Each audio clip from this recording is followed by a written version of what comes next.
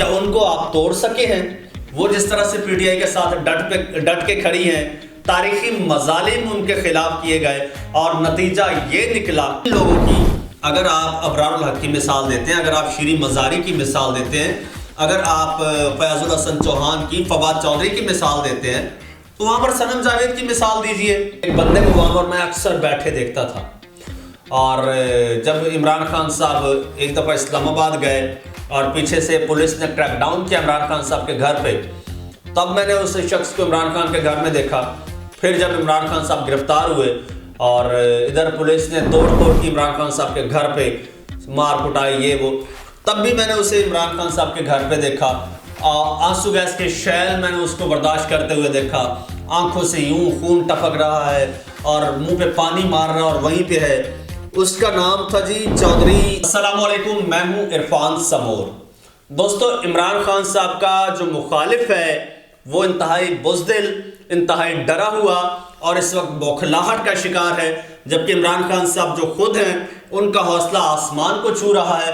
جو ان کا سپورٹر ہے، جو ان کے لیے لڑ رہا ہے، وہ جان کی بازی لگانے سے بھی گریز نہیں کر رہا۔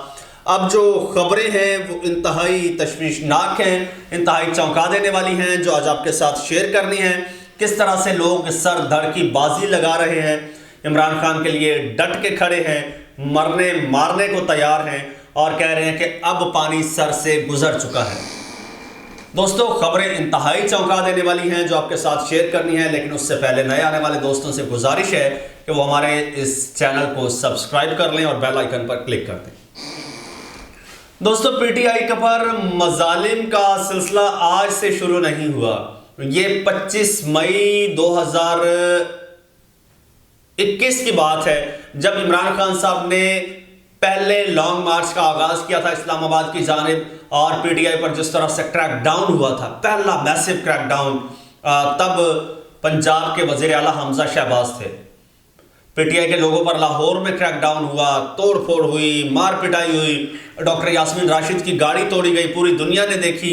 پھر ڈاکٹر یاسمین راشد جس طرح سے مزاحمت کی علامت بنی، وہ بھی پوری دنیا نے دیکھا۔ اچھا، اس کے بعد لوگوں نے جان تک دی، عمران خان کی خاطر جان قربان کرتے میں نے اپنی آنکھوں سے لوگوں کو دیکھا۔ آپ کو علی بلال ذلہ شاہ یاد ہوگا۔ ذلہ شاہ آخری وقت تک یہ کہتا تھا جان دیں گے خان نہیں دیں گے، اور وہ اپنے عہد کا پکا نکلا۔ اس نے جان دے دی، خان نہیں دیا، اور یہ سلسلہ نہ تھما، مظالم کا، ظلم زیادتی کا۔ عمران خان صاحب کو بھی گولی مار دی گئی، بلکہ گولیاں مار دی گئی، پوری دنیا نے دیکھا۔ اور لیکن عمران خان کا حوصلہ، جب عمران خان کو کنٹینر سے نیچے اتارا جا رہا تھا تو یہ مکہ لہرا رہے تھے، عمران خان یہ مکہ لہرا رہے تھے اور اپنے کارکنان کو بتا رہے تھے کہ ہمت نہیں ہارنی، حوصلہ نہیں ہارنا۔ پھر اب جو کریک ڈاؤن ہوا ہے دوستو، اس کی تاریخ میں مثال نہیں ملتی۔ زمان پارک میں جو کریک ڈاؤن ہوا، ذلہ شاہ نے جان دے دی۔ اچھا، ایک میں نے جوان کا بچہ وہاں پہ دیکھا ہے، میں اتنا نہیں جانتا تھا، لیکن میں زمان پارک جاتا تھا، ایک بندے کو وہاں پر میں اکثر بیٹھے دیکھتا تھا۔ اور جب عمران خان صاحب ایک دفعہ اسلام آباد گئے اور پیچھے سے پولیس نے کریک ڈاؤن کیا عمران خان صاحب کے گھر پہ، تب میں نے اس شخص کو عمران خان کے گھر میں دیکھا۔ پھر جب عمران خان صاحب گرفتار ہوئے اور ادھر پولیس نے توڑ پھوڑ کی عمران خان صاحب کے گھر پہ، مار کٹائی یہ وہ، تب بھی میں نے اسے عمران خان صاحب کے گھر پہ دیکھا۔ آنسو گیس کے شیل میں نے اس کو برداشت کرتے ہوئے دیکھا، آنکھوں سے یوں خون ٹپک رہا ہے اور منہ پہ پانی مار رہا اور وہیں پہ ہے۔ اس کا نام تھا جی چودھری بلال اعجاز۔ یہ پتہ چلا جی NA81 گجرانوالہ سے یہ MNA تھے پی ٹی آئی کے۔ یار کون MNA، کون سا MP اس طرح سے اپنی جان جوکھوں میں ڈالتا ہے؟ اور پھر اچھا، اب پھر جب وہ کاغذات، اب اچھی خبر یہ ہے کہ ان کے کاغذات نامزدگی جمع ہو چکے ہیں اور بڑی تگ و دو کے بعد ہوئے ہیں۔ اور دوسری جانب ایک اور اعظم خان نیازی پی ٹی آئی کے یہ بھی رہنما ہے، ان کے خلاف جو کریک ڈاؤن ہوا وہ تاریخی تھا۔ اس بندے نے ڈٹ کے ڈیوٹی دی ہے زمان پارک میں، ڈنڈا اس کے ہاتھ میں ہوتا تھا، وہاں پر موجود ہوتا تھا، کیمپ لگایا ہوا تھا اعظم خان نیازی نے اور بڑی قربانیاں دی۔ اعظم خان نیازی کا بازو توڑ دیا گیا، لیکن اعظم خان نیازی ڈرا نہیں، جھکا نہیں آج بھی، اور اس کی ایک بس سروس ہے نیازی ایکسپریس سروس، کافی بڑی ہے، اس کو تقریباً تباہ کر دیا گیا، لیکن اعظم خان نیازی ڈٹا رہا، مزاحمت کی علامت بن کے کھڑا رہا۔ جب نامینیشن فارم سبمٹ کروانے کی باری آئی تو بڑی ہی مزاحمت کا سامنا کرنا پڑا، مار کٹائی، جس طرح سے ایک آپ نے وہ ٹرینڈ دیکھا، اسی سے گزر کے اس بندے نے کاغذات نامزدگی 3-4 حلقوں سے جمع کرا دی ہے۔ اور پھر جو مین ایک بندے کو ہم نے دیکھا ہے وہ ہے جی سابق MNA ہیں بلال ورک صاحب۔ اچھا، ان کی حالت یہ کی ہے پولیس نے کہ جب وہ نامینیشن فارم سبمٹ کروانے گئے ہیں تو پولیس نے ان پر کریک ڈاؤن کیا ہے اور ان پر وحشیانہ تشدد کیا، ان کی آنکھ پھٹ گئی ہے، آنکھ پھٹ گئی ہے اور آنکھ سے ان کا جناب جو ہے وہ خون نکل رہا ہے۔ اس کے باوجود اس بندے نے کاغذات نامزدگی جمع کرائے ہیں، عمران خان کو اکیلا نہیں چھوڑا، اس کے بھائی کو بھی شاید اغوا کر لیا گیا۔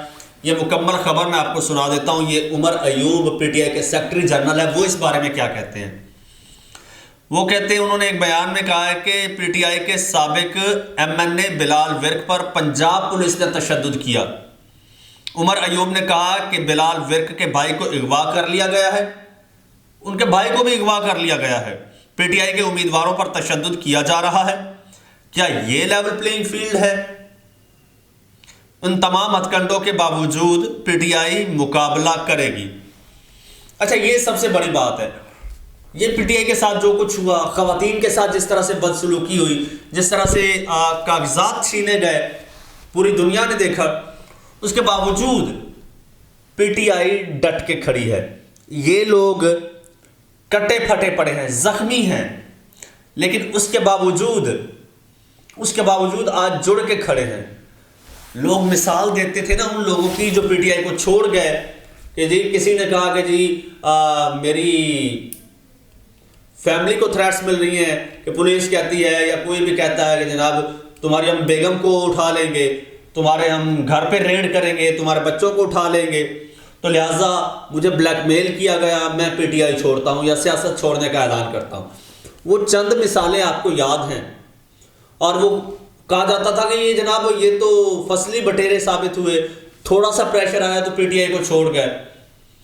حضور، آپ کے قداور لوگوں کے قصے میں آپ کو سناؤں، جب میاں صاحب نے طیارہ ہائی جیک کیا تھا اور میاں صاحب کو پھر جب گرفتار کیا گیا تھا، تب آپ کے بڑے بڑے ترم خان میاں صاحب کے خلاف واگا ماف گواہ بن گئے تھے، شاہد خاقان عباسی جیسے لوگ میاں صاحب کو چھوڑ گئے تھے، اور آج کا جو اس وقت ظلم و بربریت ہے اس کا 10% بھی نہیں تھا، اس کے باوجود میاں صاحب کو لوگ چھوڑ گئے تھے۔ تو آج جہاں PTI کو لوٹے یا گندے انڈے یا بزدل لوگ چھوڑ گئے ہیں، وہاں پر چودھری بلال اعجاز جیسے لوگ بھی موجود ہیں، وہاں پر بلال ورک جیسے لوگ بھی موجود ہیں جو کٹے پھٹے پڑے ہیں لیکن آج بھی PTI کے ساتھ کھڑے ہیں، وہاں پر اعظم خان نیازی جیسے لوگ بھی موجود ہیں، اور وہاں پر اور بڑے بڑے نام موجود ہیں۔ وہاں پر ڈاکٹر یاسمین راشد کی بہت بڑی مثال ہے، اعجاز چودھری ہیں، محمود الرشید ہیں، ان کو بھی چھوڑ دیں۔ اب یوتھ کی بات کریں، صنم جاوید ہیں، عالیہ حمزہ ہیں اور طیبہ راجہ ہیں، کیا ان کو آپ توڑ سکے ہیں؟ وہ جس طرح سے PTI کے ساتھ ڈٹ کے کھڑی ہیں، تاریخی مظالم ان کے خلاف کیے گئے اور نتیجہ یہ نکلا، کسی کی ایما پر ان خواتین کو بند کیا گیا، پابند سلاسل کیا گیا، بغیر کسی جرم کے، بغیر کسی قصور کے۔ نتیجہ یہ نکلا کہ جن کی ایما پر، جن کی خواہش پر ان کو عام سی لڑکیوں کو قید کیا گیا، عام سی لڑکیوں کی آج ورتھ یہ بن چکی ہے، آج ان کی ویلیو یہ بن چکی ہے کہ ان کے سامنے آپ ہی اپنے کاغذات نامزدگی جمع کرواتے وقت لڑکھڑا رہی تھیں۔ آپ نے دیکھا جہاں سے یہ لڑکیاں کاغذات نامزدگی جمع کرا رہی ہیں، وہاں سے آپ بھاگ رہے تھے آپ لوگ، اور آپ لوگ دور دراز علاقوں میں جا رہے تھے کہ جہاں پر PTI کی یوتھ کم ہو، PTI کی خواتین کم ہوں اور PTI کے ینگسٹرز کم ہوں، وہاں پر ہم کاغذات نامزدگی جمع کرائیں، کیونکہ ان کو یقین تھا اور یقینی ڈر تھا کہ اگر ان عام سی لڑکیوں کے سامنے ہم کھڑے ہو گئے تو ان کا کچھ جانا نہیں اور ہمارا کچھ رہنا نہیں ہے. ہماری لیڈرشپ کا یہ جو ایک بھرم بنا ہوا ہے نا، یہ ریت کی دیوار ثابت ہوگا. تو ان لوگوں کی بھی مثال دیجئے. ان لوگوں کی اگر آپ ابرار الحق کی مثال دیتے ہیں، اگر آپ شیریں مزاری کی مثال دیتے ہیں، اگر آپ فیاض الحسن چوہان کی، فواد چودھری کی مثال دیتے ہیں، تو وہاں پر صنم جاوید کی مثال دیجئے، وہاں پر آپ محمود الرشید کی مثال دیجئے، اعجاز چودھری کی دیجئے. پھر آپ کو بتا رہا ہوں، جس شخص کی آنکھ پھٹ گئی وہ پھر بھی اپنے ڈاکومنٹ سبمٹ کروانے کے لیے وہ کوشش کرتا رہا اور فائنلی کامیاب ہو گیا، بلال ورک. ان کی مثال دیجئے. خان صاحب نے ان کے بارے میں کہا کہ یار میں ان کا کیسے شکریہ ادا کروں گا. خان صاحب سے جب یہ پوچھا گیا کہ کیا آپ ان کو ٹکٹ دیں گے، تو خان صاحب نے کہا کہ یار میں ان کو ٹکٹ اگر نہ دوں، یہ تو سوال ہی پیدا نہیں ہوتا، اگر نہ دوں تو میں ان کا سامنا کیسے کروں گا، لیکن ٹکٹ دینے کے باوجود جب میں ان کے سامنے جاؤں گا تو میں ان کا شکریہ کیسے ادا کروں گا، کیونکہ جو انہوں نے قربانی دی ہے. کیا آپ کو ماضی میں ایسی مثال ملتی ہے؟ ماضی کی مثالیں تو میں آپ کو دے چکا ہوں کہ جو کچھ ہوا ہے ماضی میں، جس طرح سے برگر بھاگے تھے جو آج بڑے بڑے بڑکے مار رہے ہیں، بلند و بانگ دعوے کر رہے ہیں. یہ رانا ثناء اللہ جیسے لوگ یہ ماضی میں کہاں تھے؟ ان کا ذرا اصل میں ہمارے لوگوں کا جو ہے نا وہ میموری بہت شارٹ ہے. تھوڑا سا ان پہ ریسرچ کریں، تھوڑا سا ان کو کھوج کے دیکھیں، آپ کو اندازہ ہو جائے گا کہ یار یہ کہاں فال کر رہے ہیں، ان کا بیک گراؤنڈ کیا تھا، ان کا ماضی کیا تھا، یہ آئے کہاں سے ہیں اور کیسے بڑکے مار رہے ہیں.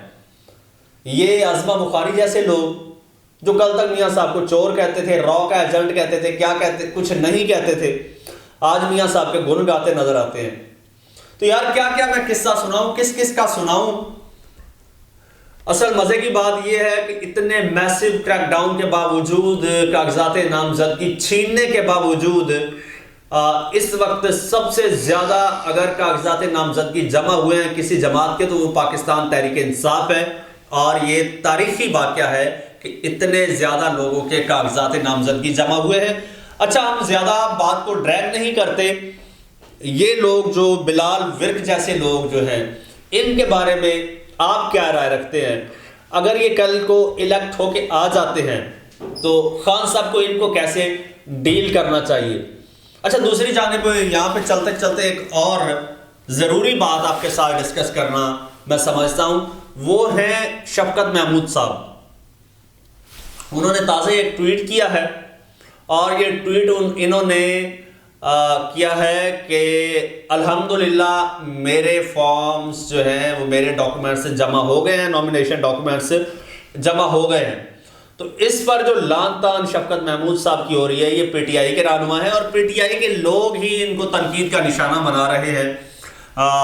اس وقت اگر میں کمنٹس پڑھنے لگ جاؤں جو اس کے بارے میں کمنٹس کیے گئے ہیں تو ہزاروں کی تعداد میں ہیں، اور لوگ ایک ہی سوال کر رہے ہیں کہ آپ 9 مئی سے لے کے آج تک کہاں تھے. ان کے ٹویٹس نکال کے دیکھ لیں، وہ جس طرح سے ٹویٹس کرتے رہے. مجال ہے جو ایک بھی ٹویٹ انہوں نے پی ٹی آئی کے بارے میں کیا ہو 9 مئی سے لے کے آج تک. صرف 9 مئی کو جب عمران خان صاحب گرفتار ہوئے تھے تو اس کا مذمتی ٹویٹ آپ کو شفقت محمود کا ملتا ہے. اس کے بعد آج تک مختلف ٹویٹس آپ کو جنرل ٹویٹس ان کے ملیں گے. پی ٹی آئی کے بارے میں ان کا کوئی ٹویٹ نہیں ملا، وہ کہیں نظر نہیں آئے. اور مزے کی بات دیکھیں، وہ سکون سے بیٹھے ہیں، ان کے خلاف کوئی کیس نہیں ہے، کوئی ایف آئی آر نہیں ہے، کوئی ان کی گرفتاری نہیں ہوئی، کوئی کریک ڈاؤن نہیں ہوا. وہ تو جیسے بالکل گلاب کا پھول ہوتا ہے نا، نازک سا اور بڑا اس کو کہہ لیں کہ احتیاط کے ساتھ رکھا جاتا ہے، تو اس طرح سے رکھا ہوا ہے. پتہ نہیں کس نے رکھا ہوا ہے شفقت محمود صاحب کو کہ ان کو کسی نے چھوا تک نہیں ہے. وہ سکون سے بیٹھے ہیں اور وہ ایسے بیٹھے ہیں جیسے کچھ ہوا ہی نہیں ہے، مطمئن ایسے بیٹھے ہیں کہ جیسے ہوا کچھ بھی نہیں. وہ ایک شعر ہے نا، وہ ان کی مثال ہے، اتنا سکون سے بیٹھے ہیں. لیکن پی ٹی آئی والوں نے یہ کہتے نظر آ رہے ہیں جی ہم آپ کو ووٹ دیں گے لیکن صرف عمران خان صاحب کی وجہ سے. آپ کو ووٹ دیں گے لیکن صرف عمران خان صاحب کی وجہ سے. عمران خان صاحب آج آپ کو بے دخل کر دیں، ہم آپ کو ایک ووٹ نہیں دیں گے. تو ایسے جو کینڈیڈیٹس ہیں، ایسے جو لوگ ہیں، ان کو بھی یاد رکھیے گا. یہ صرف وزارتوں کے مزے لینے آتے ہیں، یہ اب بھی آسانی سے الیکٹ ہو جائیں گے اور اس کے بعد پھر یقینی طور پر یہ وزارت بھی لے لیں گے اور وزارت کے مزے بھی انجوائے کریں گے. اور پچھلے 2018 کے الیکشنز کی طرح بہت سارے لوگ جو خوشامدی تھے آگے آ گئے, نظریاتی لوگ پیچھے رہ گئے. تو اس بار جو ہے آپ نے کڑی نظر رکھنی ہے اور نظریاتی لوگوں کا زیادہ سے زیادہ ساتھ دینا ہے. الیکشن میں بھی, الیکشن کے بعد میں بھی آپ کو ان کے ساتھ کی, ان کو آپ کے ساتھ کی اور آپ کو ان کے ساتھ کی ضرورت پڑے گی. اپنی رائے سے آگاہ ضرور کیجیے گا. مجھے فی الحال اجازت دیجیے. اللہ حافظ.